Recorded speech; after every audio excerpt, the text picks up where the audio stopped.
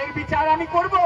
উষাবালা, তোমরা এই দেব সবাই দেবতার সামনে যা মৃত্যু ভঙ্গ করেছো, তোমাদের অভিশাপ করলাম 16 বছর ধরে তোমাকে মরতে দিতে হবে। ওগো প্রভু, বিনা দোষে আমাকে যে অভিশাপ করো না প্রভু। আমি যে অভিশাপ করেছি তোমাকে অক্ষর অক্ষরে পালন করতে হবে।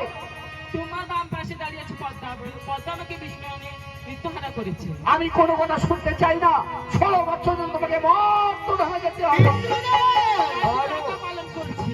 উষানিদ্রকে করছো অভিশাপ, এদিকে জীবন তুমি আমার হাতে তুলে দাও। কি করবে এদের জীবন? আজ আমি মর্তধামে নিয়ে যাবো। কতদিন পরে আমাকে ফিরিয়ে দেবে? ওই 16 বছর পূর্ণ শেষ একদিন রইবে, তোমার এই পুষ্পরাজের ধরার মুখে চাইতে পাঠিয়ে দেবো উষানিদ্রকে। বেশ, 16 বছর ধরে তোমাকে দেখেছি, একদিন যখন বাদ থাকবে আমার এই সবার থেকে পুষ্পরাজকে সেই পুষ্পরাজে উষানিদ্রকে পাঠিয়ে দেবে। তাই দেবো। বেশ, তবে নাও এই উষানিদ্রকে তোমাকে দিলাম আমি।